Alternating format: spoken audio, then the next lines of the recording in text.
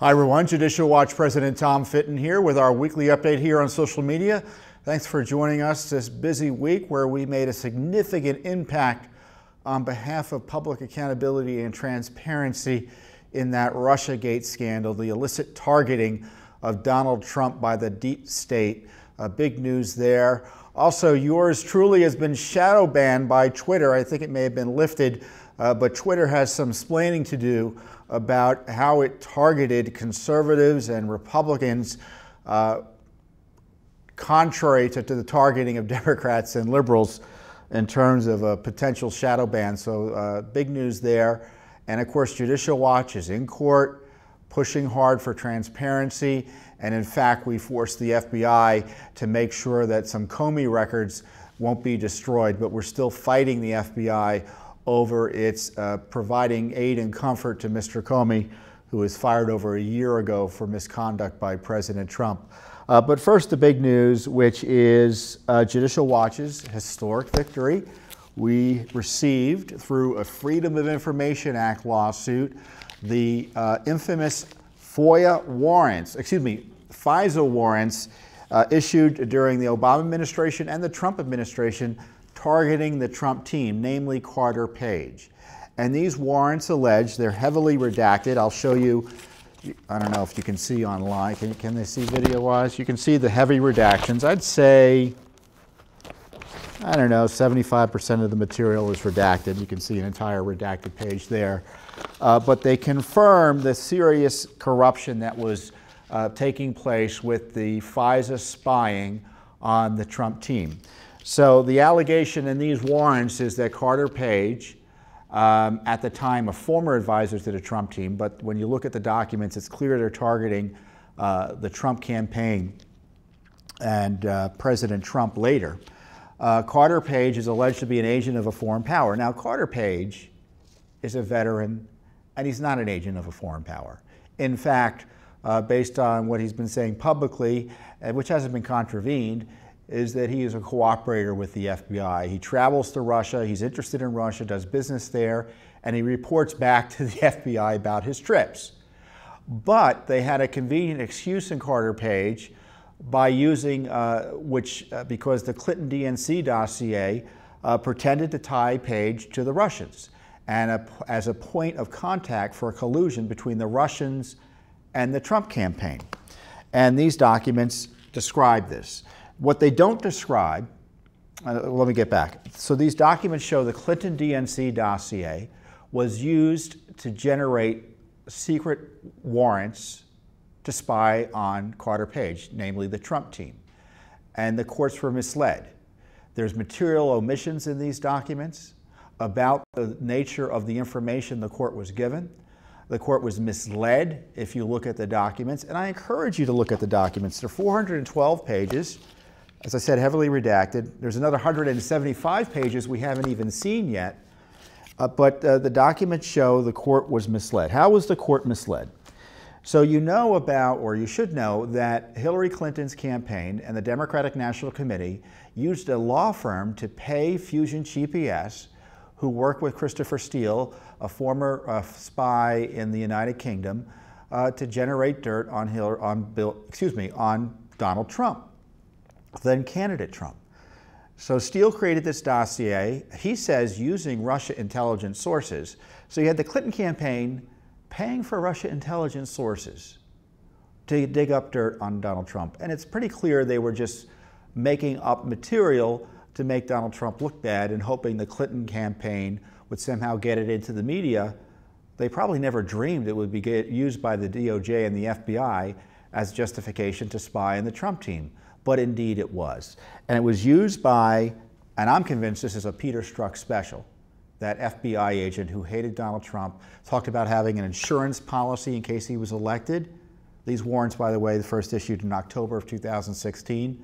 That insurance policy discussion, I believe, was in August of 2016. He talked about wanting to stop Donald Trump. And he was the #2 counterintelligence official in the FBI. So you can bet he was behind this warrant. And why is this warrant disingenuous and corrupt? because it references the Clinton DNC dossier material without telling the judges. There were 4 different judges because you had the original warrant and then 3 subsequent renewals, 2 of which took place during the Trump administration, believe it or not, which is kind of another scandal I'll get into. So the warrants reference the Clinton DNC dossier material without telling the courts it's Clinton DNC dossier material.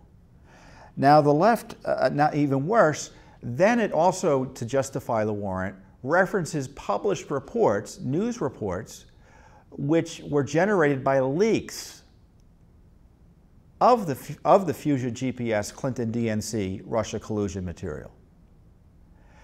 And they also refer to State Department documents or materials that, based on my understanding, also were variations of the Clinton DNC dossier materials. And they also reference concerns by Congress that were generated as a result of John Brennan, the CIA director, leaking it to the Congress, specifically Senator Harry Reid, with the expectation and hope, according to Reid, that it would get out, which of course Reid dutifully did by sending a letter that was immediately leaked. So you have the Clinton DNC dossier referenced, and then 3 other references that the government pretends are separate but aren't separate. So talk about dishonesty. This is the equivalent of a self-licking ice cream cone. I've got this source, that source, that source, and that source, and they're all the same source. It's like my telling you, hey, guess what I heard? And you say, oh yeah, who'd you hear it from? And I tell you, me, myself, and I. 3 sources. Talk about dishonesty. And who's behind this dishonesty? The FBI, the Justice Department under Barack Obama, and the FBI and Justice Department under President Trump. And I'm going to name the names. Who signed off on the warrants? Sally Yates, the disgraced former Deputy Attorney General under Obama, who was holdover temporary Attorney General, acting Attorney General for President Trump for a time, before she was fired for misconduct for refusing to defend his travel ban rulings, or his travel ban executive order. You had James Comey sign off on these warrants, or at least 1 or 2, I think 2 of them. Of course, he was fired by President Trump for misconduct, and of course he's been caught up in a leak investigation, and he stole Trump's FBI files and leaked them illegally to the media. Andrew McCabe, Deputy Director of the FBI, fired for misconduct under criminal investigation for unauthorized leaks, or actually for lying about his involvement in leaks. He signed off on it. 2 other people did. Dana Puente, I think it's Puente, B-O-E-N-T-E. Now, Mr. Puente used to be an Obama administration U.S. Attorney in the Eastern District of Virginia, so very much in the top leagues in the FBI or the Justice Department. After Obama left office, believe it or not, he moved over to the Justice Department under President Trump, and he then left that slot. I think he was running the National Security Division, so that is probably in that capacity, I recall, he signed off on one of these warrants. Now he's working as the top lawyer in the FBI, general counsel to the FBI. So an Obama holdover that managed to be the #2 official at the FBI under, not #2 literally, but a top official at the FBI. And who else signed off on it? Rod Rosenstein. Now you know all about Rod Rosenstein, Obama U.S. Attorney in Maryland, I think for the full 8 years, and now Deputy Attorney General under President Trump, who's overseeing the Mueller operation. Now the left and the dishonest media would have you believe that this material backs up their ideas about Donald Trump collusion, that there was a good faith basis to have there was probable cause to go after Carter Page, and that the courts really weren't misled because they said one of the key source, Fusion GPS and Christopher Steele, may have been political opponents of Trump. Well, that's just dishonest. And I want to read the relevant portion of the material here, so you can judge for yourself. They're online, but I know it's hard to go online sometimes and read documents. It's a big document here, and let me read it to you, and let me see if you can figure out if they're being honest here. Source number 1, heavily redacted, blank, and has been an FBI source since blank. source number one's reporting has been corroborated and used in criminal proceedings, and the FBI assesses source number one to be reliable. This is Christopher Steele, the former UK spy. Source number one has been compensated XXX, redacted, by the FBI. Oh wait, the FBI was also paying. Along with, I guess they were partners with the Clinton campaign and the DNC in paying for this Christopher Steele. It's been compensated by the FBI, there's a blank time, source number one has been compensated, redacted, by the FBI, and the FBI is unaware of any derogatory information pertaining to source one. Source one, who now owns a foreign business financial intelligence firm, was approached by an identified U.S. person who indicated to source one that the U.S.-based law firm had hired the identified U.S. person to conduct research regarding candidate one ties to Russia. The identified U.S. person and source number one have a long-standing business relationship. So who's the identified U.S. person? It's Glenn Simpson of Fusion GPS. Who's that law firm? Perkins Coie, the law firm hired by the Clinton DNC to launder money into Fusion GPS to pay for the Russia dirt. The identified U.S. person hired source number one to conduct this research.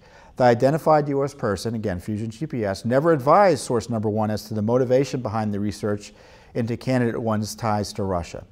The FBI speculates that the identified U.S. person was likely looking for information that could be used to discredit candidate one's campaign. The FBI speculates. The FBI knew at the time Fusion GPS was working for the Clinton campaign. Is there anything that I read to you that you could read to suggest that Hillary Clinton and the DNC used a law firm to hire this former spy to dig up dirt on Donald Trump in Russia? Of course not. Anyone who suggests that this was being honest with the court is blowing smoke in your ear. Talk about corruption. And you know who needs to answer questions about this? Rod Rosenstein, who signed off on this as late as June of 2017.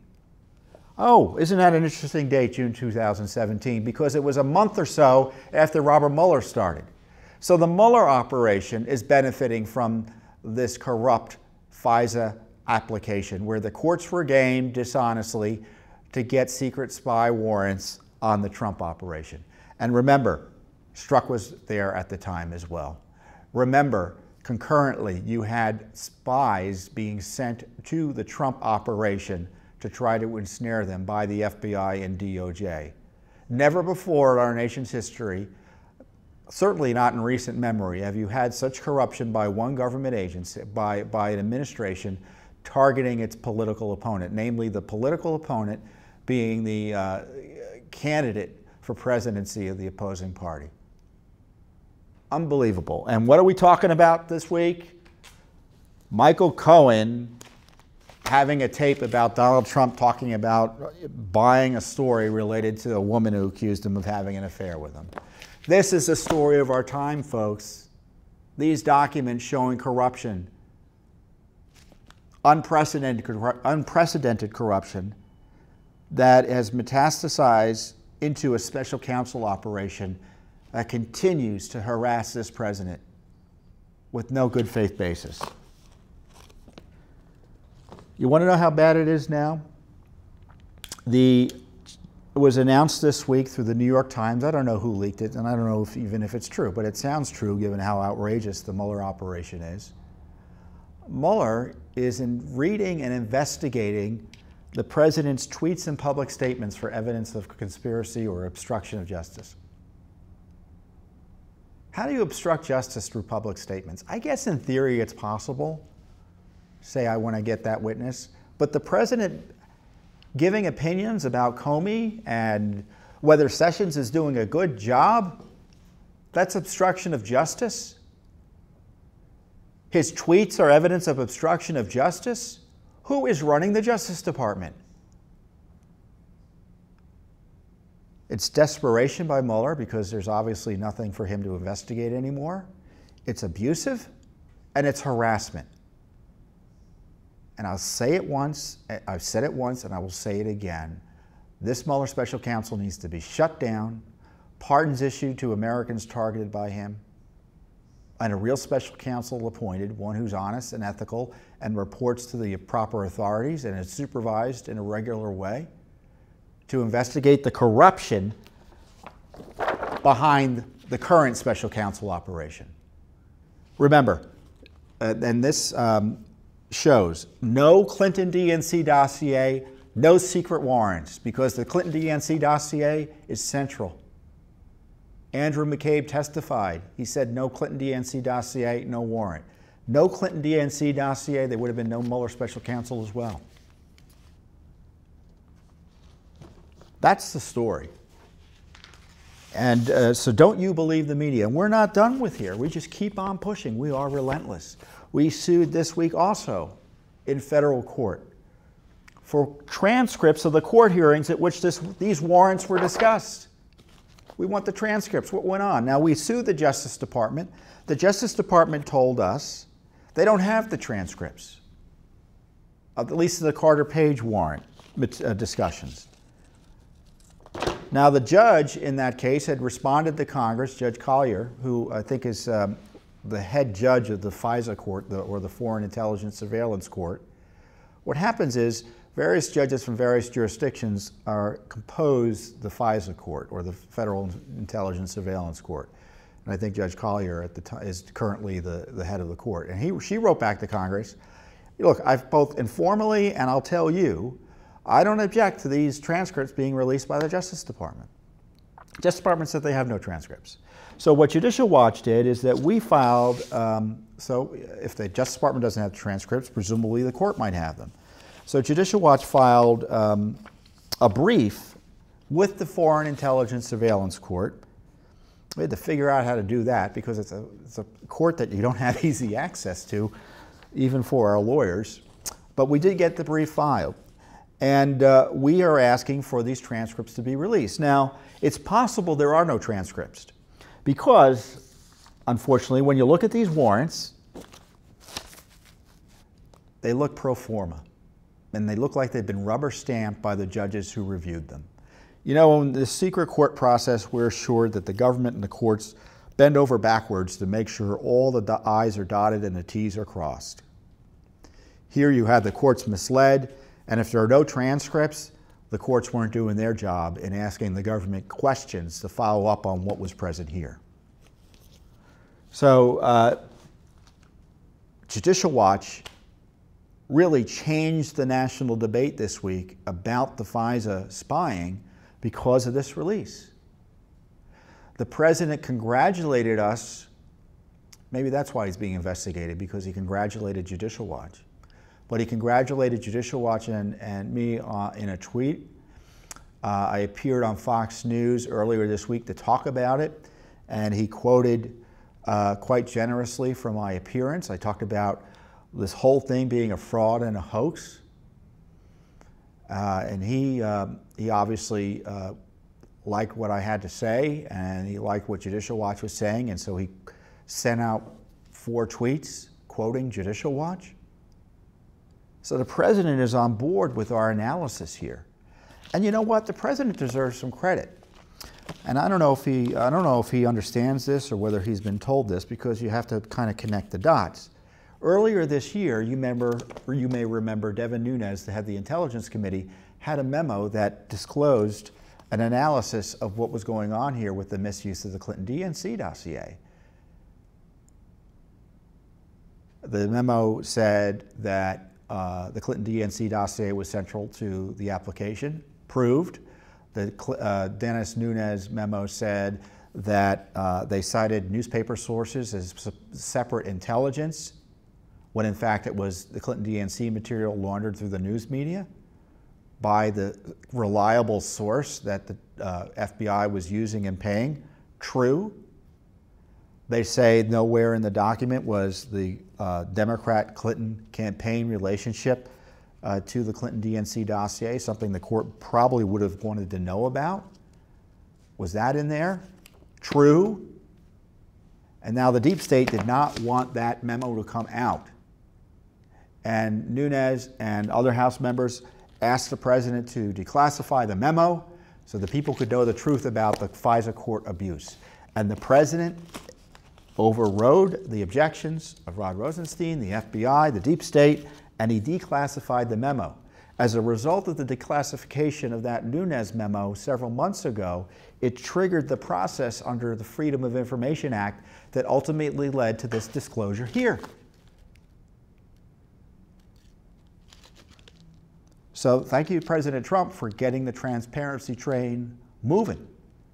And he's got to keep it moving, because the next step he needs to do, and I encourage you to communicate with the White House about this, is he needs to declassify the rest of it. I don't mean literally all of it, but according to Nunes and Bob Goodlatte, who's the head of the Judiciary Committee, and others who have read this material in its entirety, or nearly in its entirety, the other material is as bad as the Clinton DNC dossier. More corruption. So if he declassifies that, it becomes public, and the FOIA process can work, and Judicial Watch can get more information for you, the American people. If you want the president to declassify, take additional steps and declassify this, follow up on his successful transparency anti-corruption effort earlier this year with an additional step, then you should call the White House. I don't have the number in front of me. I think it's 456-1414. I probably shouldn't even think out loud about that. But you can look up the White House comment line and let them know what you think. We'll get it for you in the feed here, or with the video as we post it. So, I mean, Judicial Watch is right in the middle of it. So it's been a crazy week here.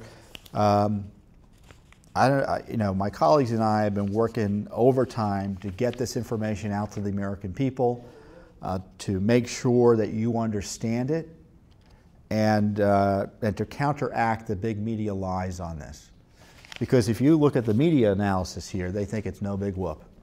Believe me, this is the biggest whoop there is in terms of government corruption, and we're on it. And it wouldn't be out here but for Judicial Watch's efforts. Others have sued for it, but I tell you what, it was Judicial Watch who really, I think, pushed it over the finish line, and certainly the president gave us credit. So that's just great news. It's disturbing news in a sense. It confirms outrageous corruption.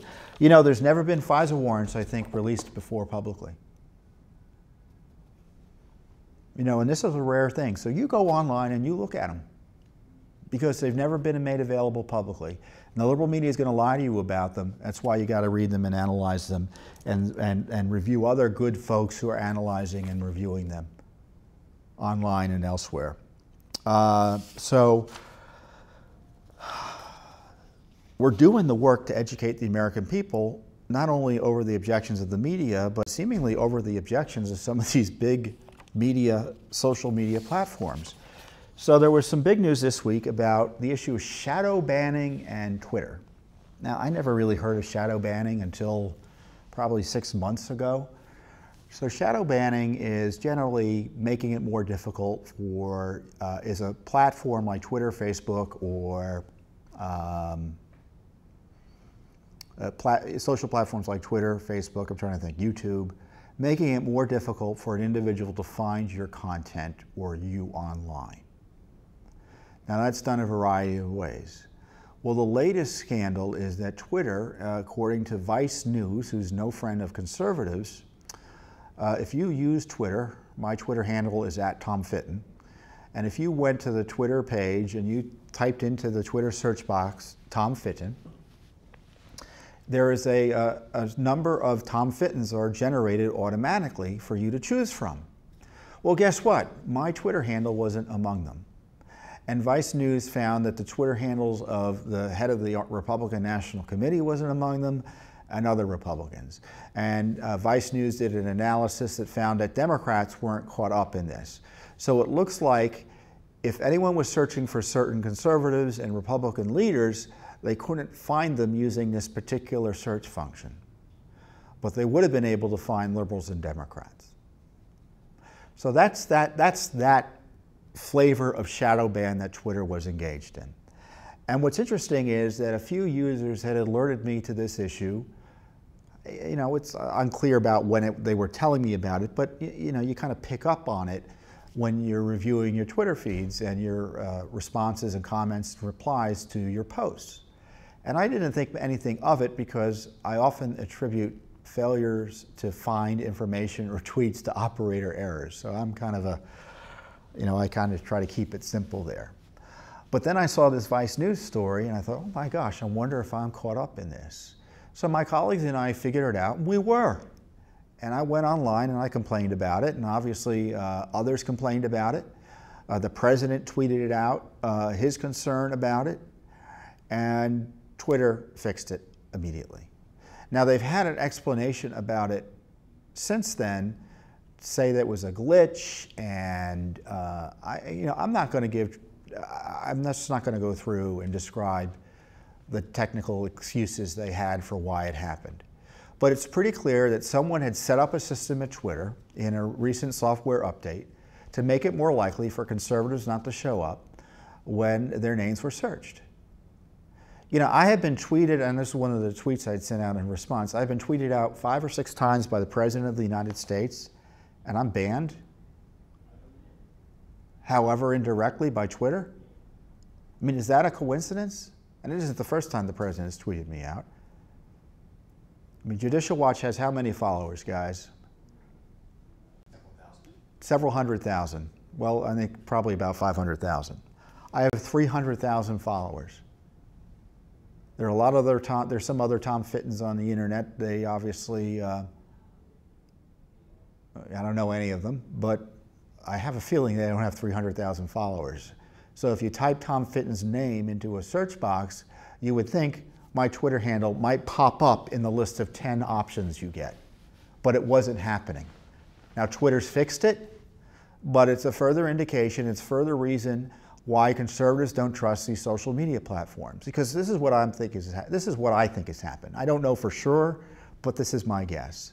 They have leftists they've hired to run software, patches, engineers who have an agenda. And that agenda includes suppressing conservatives on these platforms.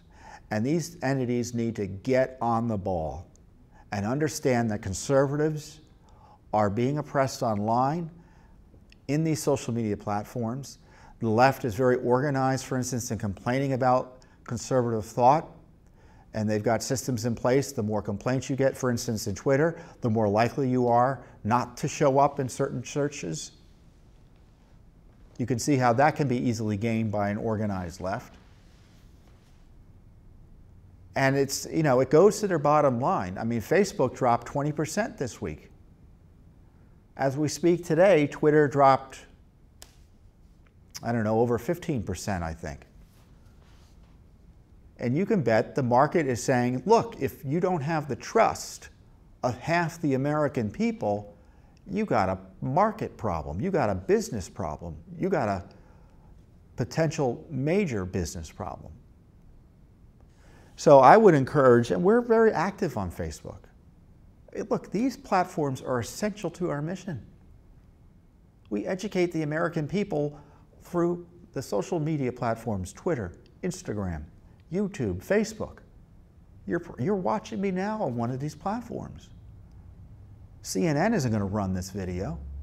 To their credit, these other platforms make views like Judicial Watches available to millions of Americans and worldwide. So we want them to work well. But we're not going to stand by and be bullied and pushed around. And when we feel like we're being suppressed, we're going to call them out. And I'm not satisfied with Twitter's explanations. When you look at the explanation, and you can go online and look it up, you'll see they essentially confirm that conservative voices were likely to be suppressed through the software update they engaged in recently. And look, if we hadn't complained, it wouldn't have been fixed. I didn't know it was happening, for instance, until this news article appeared 2.5 months after it started happening. As best I can tell, it happened early in May. I keep on looking at my colleagues here who are videoing, but they're not responding to me. So what should be the response?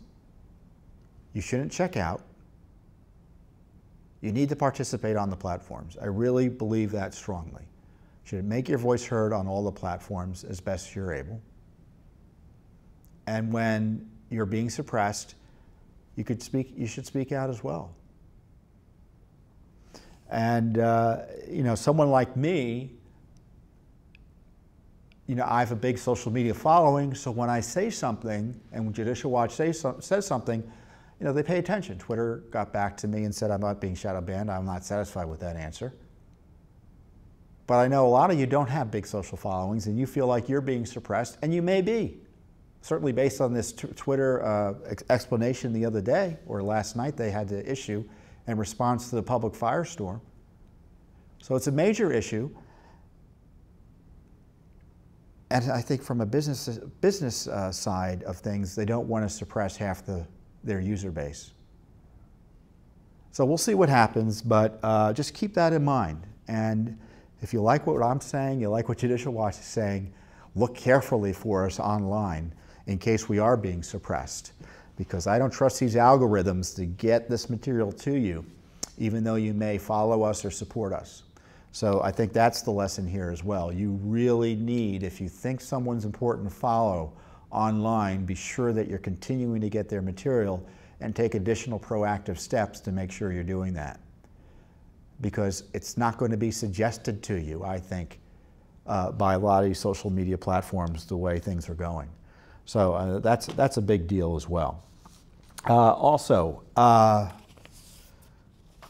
getting back to the corruption on FISA and Comey and the abuse of Donald Trump, we had some good news today and some bad news today. So the good news is that we had sued for the FBI, along with the Daily Caller News Foundation. We sued for, I thought I had the press release here. I guess I didn't print it out, so I'm going to go off on memory here. So Judicial Watch sued with the Daily Caller News Foundation for communications between James Comey and certain politicians, Barack Obama, John McCain, people interesting like that, Joe Biden, people we'd want to figure out what he was talking to and about what, especially as it relates to the Russia scandal. So that lawsuit's proceeding. Then this IG report comes out a few weeks ago where it's disclosed, unsurprisingly, that James Comey was using personal emails, his personal email system to conduct government business, which may be illegal and contrary to FBI rules, but he was doing it, just like in some ways Hillary was doing it. Now, we asked the FBI, what's going on here? Are there government records in the system? Are you searching them? And in response, and you need to preserve them, and the FBI sent a letter to James Comey asking him to preserve government records from those emails, those private emails he may have, and turn them back over to the FBI if he had them. That would not have happened but for Judicial Watch prodding the FBI to do so. And isn't it incredible? It's been over a year since the FBI director was fired by Donald Trump, that the FBI thought to ask Mr. Comey, hey, do you have any emails on your personal account like Hillary did? I mean, it's a big issue government-wide. Now, but the DOJ and the FBI continues to bend over backwards to protect Comey because they refuse, A, to give us the letter they sent, and B, they refuse to sign on or agree to a court preservation order for these records so that the FBI, DOJ, and Comey are noticed don't destroy records. So isn't that interesting? And they've taken that position with Peter Strzok and I think Lisa Page, where they sent preservation letters to them because they were also conducting government business on personal accounts, evidently to hide what they were doing from the American people. But again, they've also refused the preservation order. So this Department of Justice that's raiding the lawyer of the president, raiding the home of Paul Manafort with guns drawn, refuses to hold their own accountable fully to the rule of law. That's the corruption. So, but at least Judicial Watch is doing more than Congress. We're doing more than the media, doing more than the Justice Department and the FBI to get these records and to make sure we know exactly what Mr. Comey was up to. We're asking for records that reflect on potential corruption, and it's only because of our lawyers pushing, that the FBI bothered to ask Comey for records back. Incredible, isn't it? So a lot going on this week. There'll be more coming next week. There's more material coming. I have new Struck emails to tell you about next week.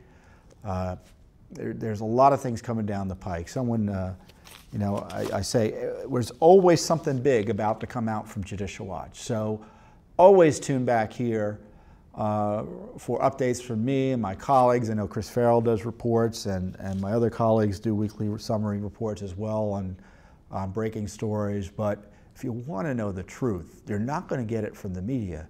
You're going to get it from us here at Judicial Watch. And we're your watchdog here in Washington, and we're happy and honored to be able to do it. Thank you very much.